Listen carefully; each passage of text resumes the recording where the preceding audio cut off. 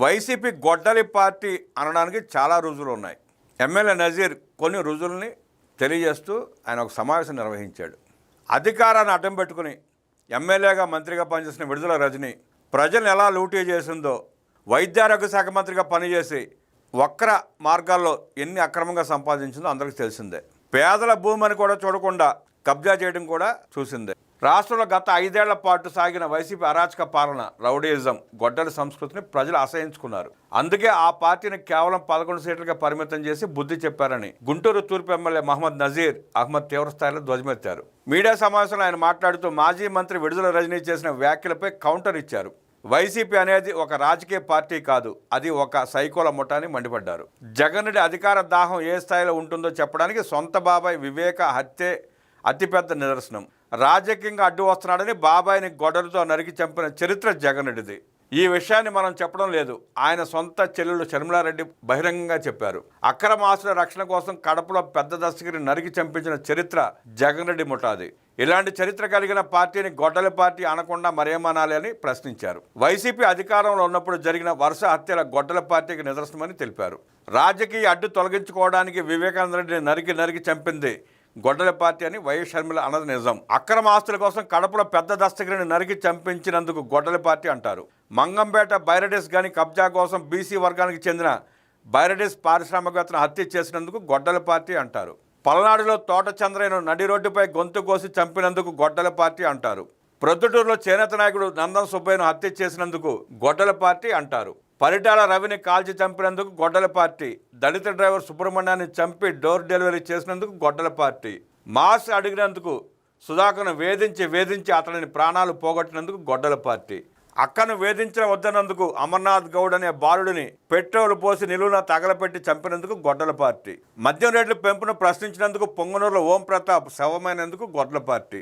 పల్నాడులో జాలయ్ యాదవ్ను చంపినందుకు గొడ్డలి పార్టీ. కావలిలో కరుణాకర్ చేపల చెరువును కబ్జా చేసి అతడి చావుకు కారణమైనందుకు గొడ్డలి పార్టీ. నంద్యాలలో అబ్దుల్ సలాం కుటుంబానికి చెందిన 4 సభ్యులు సామూహిక ఆత్మహత్యకు కారణమైనందుకు గొడ్డలి పార్టీ. గిరిజన మహిళ మంత్రుబాయిని ట్రాక్టర్తో తొక్కించి చంపినందుకు గొడ్డలి పార్టీ. నిందల మోపి నరకం చూపించి కోడెల శివప్రసాద్ ప్రాణాలు పోగొట్టినందుకు గొడ్డలి పార్టీ. పులివెందులలో నాగమ్మపై అత్యాచారం చేసి ఆమె ప్రాణాలు తీసినందుకు గొడ్డలి పార్టీ. స్వాతంత్ర దినోత్సవం నాడే గుంటూరులో రమ్మిని హత్య చేసినందుకు గొడ్డలి పార్టీ. పలమనేరులో మిస్బా అనే బాలిక ప్రాణాలు పోగొట్టినందుకు గొడ్డలి పార్టీ. పరిటాల రవి వివేక హత్య కేసులో 10 మందికి పైగా సాక్షులు ప్రాణాలు పోయినందుకు గొడ్డలి పార్టీ అంటారని ధ్వజమెత్తారు. రప్ప అంటూ నిత్యం పేటరేగిపోతున్నందుకు, ఈ నేరపూరిత కేకలను సమర్థిస్తున్నందుకు జగన్ పార్టీని గొడ్డలి పార్టీ కాక మరేమవుతుంది విడుదల రజని? ఇవి మచ్చుకు కొన్ని మాత్రమే, ఇంకా వందలాది హత్యలు ఉన్నాయని ధ్వజమెత్తారు. పేదవాడి ఆకలి తీర్చి అన్నా క్యాంటీన్లను అధికారంలోకి రాగానే మూసివేయడం పేదవాడి పొట్టపై గొడ్డలితో నరకడం కాదా అని ప్రశ్నించారు. ఆకలితో ఉన్న పేదవాడి పట్టడన్నం లాక్కున్న జగన్ రెడ్డిది రాక్షస మనస్తత్వం అని విమర్శించారు. ఎన్నికల సమయంలో 3,000 రూపాయలు పెన్షన్ ఇస్తానని నమ్మబలికిన జగన్ రెడ్డి అధికారంలోకి వచ్చాక 5 ఏళ్ల పాటు 250 రూపాయలు చొప్పున పెంచుకుంటూ పోయి వృద్ధులను మోసం చేశాడు. ఒకేసారి ఇస్తానని చెప్పి కాలయాపన చేయడం ద్వారా వృద్ధులు పేదల నమ్మకాన్ని గొడ్డలితో నరికివేసినందుకు వైసీపీని గొడ్డలి పార్టీ అనక ఇంకేమనాలి రజని? మైనారిటీ పిల్లల విద్యకు భరోసా ఇవ్వాల్సింది పోయి పథకాలను నిలిపివేసి వారి చదువుకు దూరం చేసి రోడ్డు మీద పడేసిన ఘనత వైసీపీదేనని ఆగ్రహం వ్యక్తం చేశారు ఎమ్మెల్యే. విద్యార్థుల ఉజ్వల భవిష్యత్తును చిరిమేయడం కూడా ఒక రకమైన గొడ్డలి పోటేనని విమర్శించారు. ప్రతిపక్షాలను వేధించడమే కాకుండా తనతో పాటు నడిచిన సొంత పార్టీ నాయకులను, అధికారులను కూడా చిత్రహింసలు పెట్టిన సంస్కృతి జగన్ రెడ్డిదేనని గుర్తు చేశారు. కుటుంబ సమస్యలను సైతం రోడ్డు మీదకి ఇచ్చిన killing mind set Jagan Reddy సొంతమని దుయ్యబట్టారు. ప్రజలకు ఇచ్చిన ఏ ఒక్క వాగ్దానాన్ని నెరవేర్చకుండా ప్రతి అడుగులోనూ సామాన్యుడిని ఇబ్బంది పెట్టిన వైసీపీకి ప్రజలు 11 సీట్లతో సరైన తీర్పు ఇచ్చారు. ఇప్పటికైనా విడుదల రజని వంటి నాయకులు ఆత్మ విమర్శ చేసుకోవాలని హితవు పలికారు. మీరు చేసింది పాలన కాదు, అరాచకమని స్పష్టం చేశారు. ఇన్ని పాపాలు చేసిన విడుదల రజని సత్యమేవ జయత అంటుంది. మీరు పలకడానికి కూడా అనర్హులు. పారదర్శకంగా ప్రజలకు రెవెన్యూ సేవలు, రాజముద్రతో పాస్ పుస్తకాలు. గతంలో పాస్ పుస్తకాల మీద జగన్ రెడ్డి బొమ్మలు వేసుకుని, సరిహద్దు రాళ్ళ మీద జగన్ రెడ్డి ఫోటోలు ముద్రించుకుని ఆ ప్రజల్ని, ఆ రైతుల్ని ఎలా ఇబ్బంది పెట్టాడో మనం చూసాం. రైతు అనేవాడు పొద్దున్నే పొలం వెళ్తాడు, పొలం అంతా కలిగి తిరగడం ప్రతిరోజు రైతు చేసే పని. ఏ మూలకి వెళ్ళిన దిష్టి బొమ్మ, జగన్ రెడ్డి ఫోటో.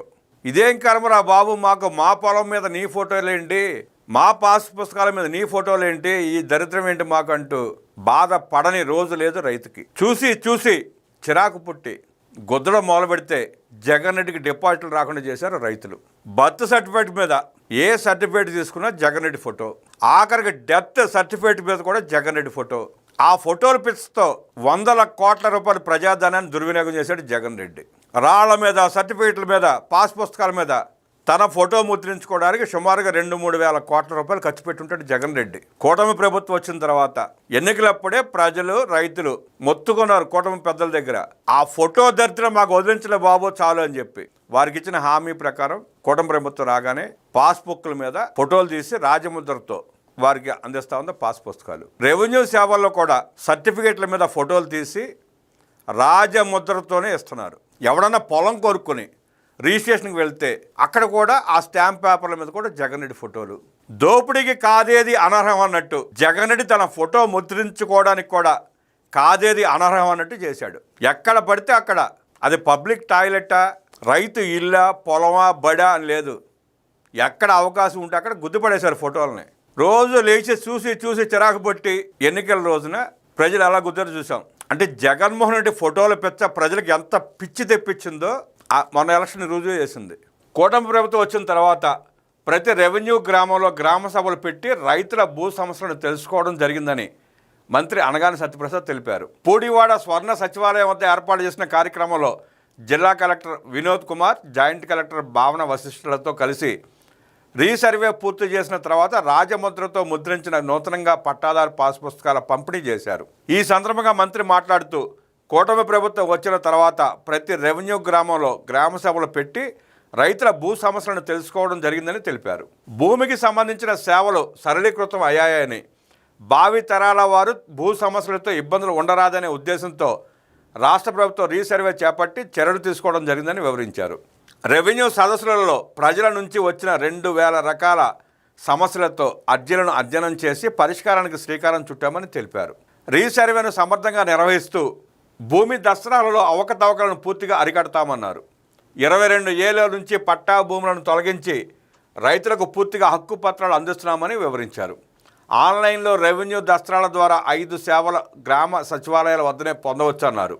భూమి రిజిస్ట్రేషన్ పూర్తి కాగానే ఆన్లైన్ ద్వారానే 1B అడంగలలో రానున్న జూలై నుంచి వాటంతటా అవే పేర్లు మార్పు జరుగుతాయని వివరించారు. పారదర్శకంగా రెవెన్యూ సేవలు ప్రజలకు అందిస్తున్నామన్నారు. 4 కోట్ల రూపాయలతో పూడివాడ గ్రామంలో అభివృద్ధి కార్యక్రమాలు చేపట్టడం జరిగిందన్నారు. తొలుత రెవెన్యూ అధికారులు ఏర్పాటు చేసిన రెవెన్యూ దస్త్రాల ప్రదర్శనశాలను పరిశీలించారు.